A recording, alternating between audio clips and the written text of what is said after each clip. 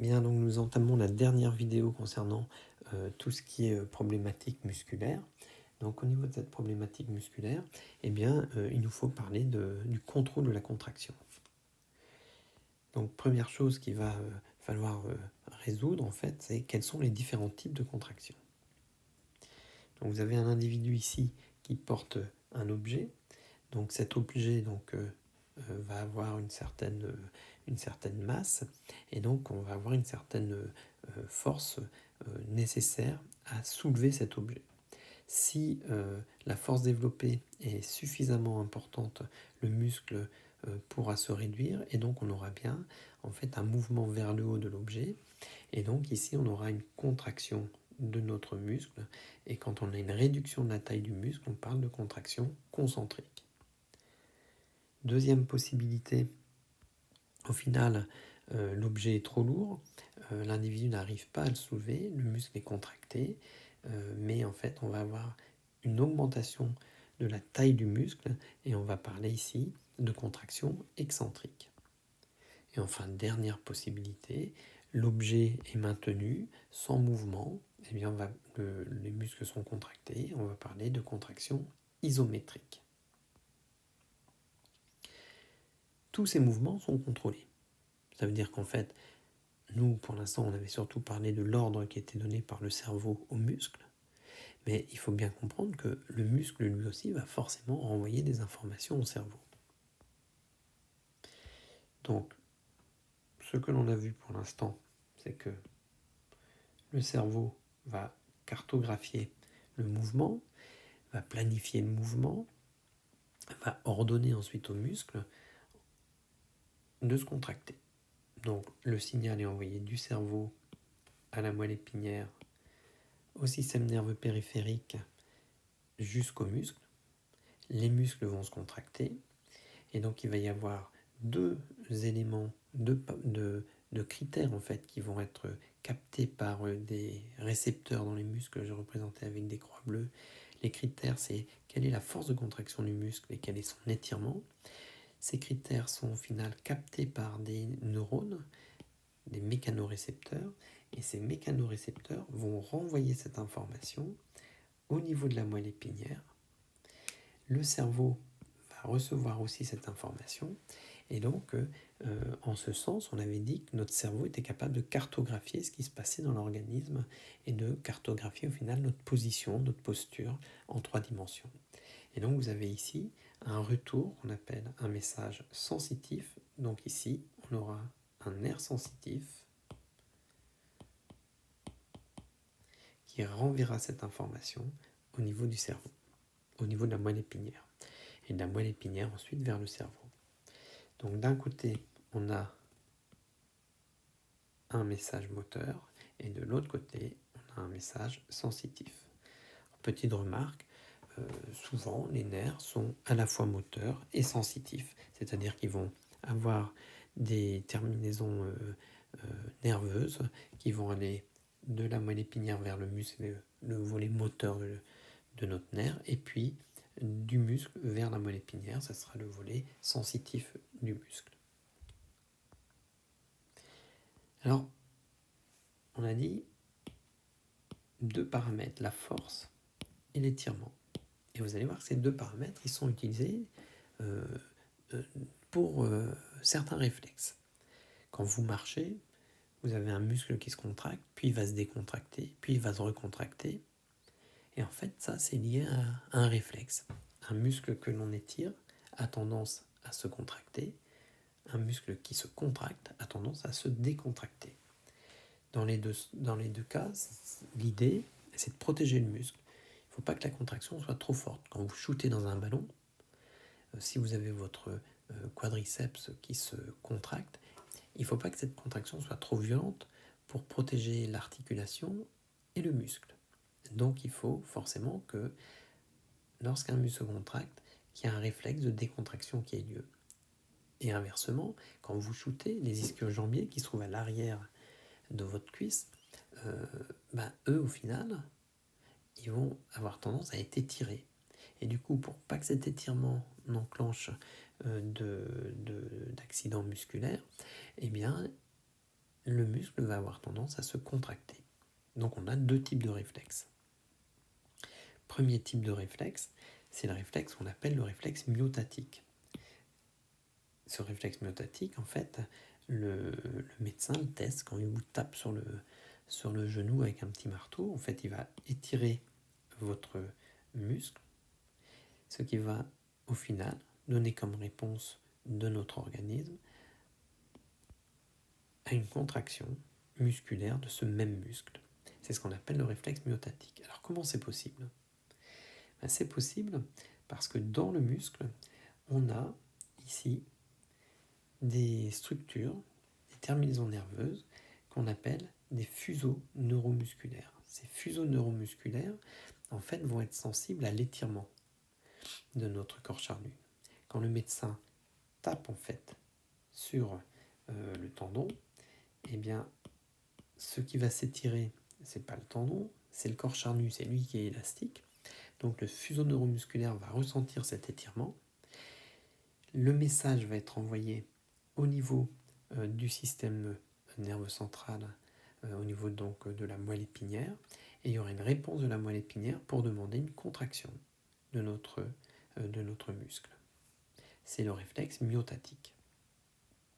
Alors il existe un réflexe inverse au réflexe myotatique, c'est-à-dire que une contraction entraîne un relâchement.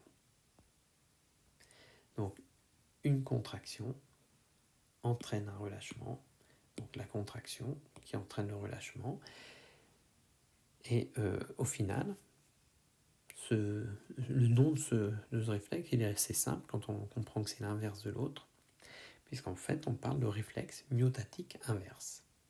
Alors comment ça se passe ici? Eh bien, ça se passe de la manière suivante.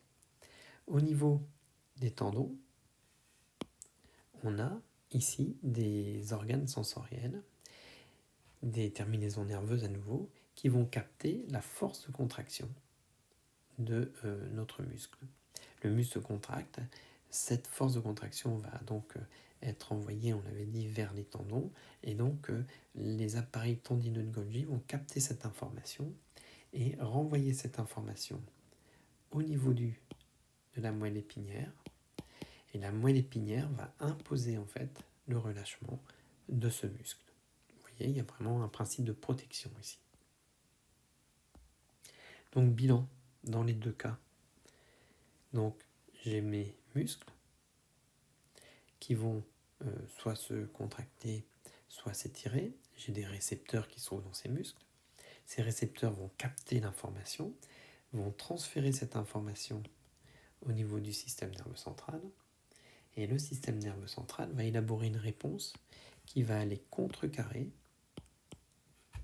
le phénomène, soit de contraction, soit d'étirement. Alors ce phénomène, ces phénomènes ici sont des réflexes, puisqu'en fait, c'est au niveau de la moelle épinière que se réalise en fait cette intégration, cette compréhension du message entrant. Et malgré tout, toutes ces informations reçues par la moelle épinière vont être envoyées au niveau du cerveau.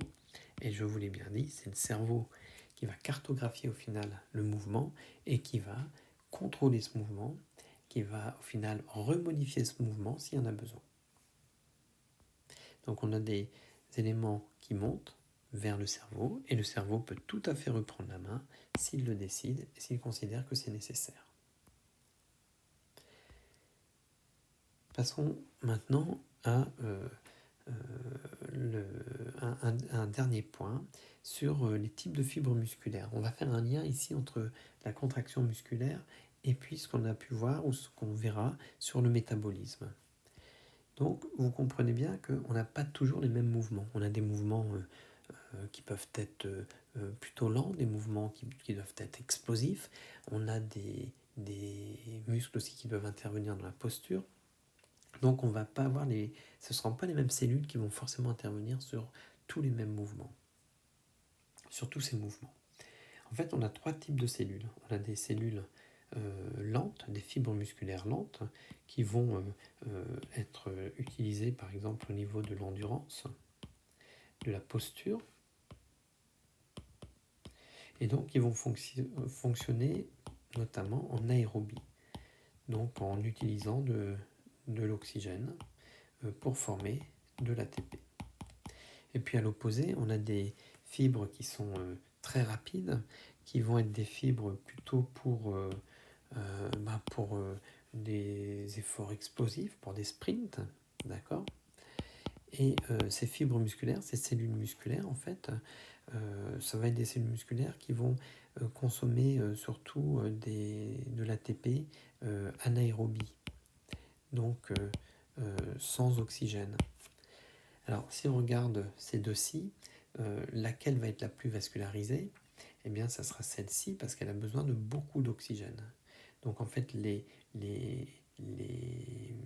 muscles avec beaucoup de fibres lentes seront très vascularisés par rapport à des muscles avec plus de fibres rapides. Et puis, on a un intermédiaire. On a un intermédiaire, en fait, qui figure ici, qui va se trouver entre les deux. Donc on va retenir nous juste fibre lente, fibre rapide, et vous retiendrez qu'il y a un intermédiaire. Bien sûr, les fibres rapides vont développer une force beaucoup plus importante que les fibres lentes. Alors on va faire un bilan sur les muscles, sur la physiologie musculaire. Alors cette physiologie musculaire, on peut la résumer de cette manière-ci. D'abord, ce qu'on a vu, c'est qu'on a trois types de muscles. Muscles cardiaques, muscles lisses et muscles striés. Donc là, ce sont les muscles striés qui nous ont intéressés. Au niveau des muscles striés, en fait, on a une anatomie avec des tendons, un corps charnu et un tissu conjonctif, épimysium, périmysium, endomysium, qui permettent en fait de garder la forme au muscle et de transférer les forces de contraction au tendon. On a vu que ces corps musculaires, en fait, ces corps charnus étaient faits de faisceaux musculaires qui contiennent des cellules qu'on appelle des fibres musculaires. Et on a vu qu'il y avait trois types de fibres musculaires, des fibres musculaires lentes et des fibres musculaires rapides qui auront donc des métabolismes différents et une nécessité de vascularisation plus ou moins importante. On peut rajouter d'ailleurs sur les fibres lentes, vu qu'elles ont un métabolisme aérobie important, elles ont beaucoup plus de mitochondries que les fibres rapides. On comprend que pour qu'on ait une contraction musculaire et que le cerveau comprenne un petit peu la contraction du muscle et son étirement, on a la nécessité de nerfs. Et puis bien entendu, il faut apporter de l'oxygène, du glucose, récupérer le CO2, donc il faut absolument du sang. Ensuite, nous avons parlé des mécanismes au niveau de la jonction neuromusculaire, c'est-à-dire en fait au niveau de la plaque motrice. En 1, un potentiel d'action nerveux arrive, puis c'est l'acétylcholine qui est libérée. Ça va créer, après avoir formé un ppm, un potentiel d'action musculaire, entrée de CA2+, et contraction. Pour ce qui est de la contraction, les molécules qui nous ont intéressés, c'est la myosine qui se fixe sur l'actine, avec en vert une molécule qui peut s'interférer entre les deux, qu'on a appelée la tropomyosine, et sa comparse qu'on a appelée la troponine. Quand il y a du calcium, ces molécules libèrent le site de fixation de l'actine, donc la myosine et l'actine s'attachent l'une à l'autre, et grâce à l'ATP, on va pouvoir avoir au final notre mouvement qui va se faire. Et donc on aura notre contraction, avec trois types de contractions possibles. Un muscle qui va se raccourcir, un muscle qui va s'étirer, ou un muscle qui va garder une taille constante. Et enfin, nous allons parler des réflexes, avec les réflexes myotatiques et myotatiques inverses. Donc une contraction qui entraîne une décontraction et un étirement qui entraîne en fait une contraction de manière à éviter les lésions des muscles. Voilà, nous avons terminé la physiologie musculaire. À très bientôt sur un autre sujet.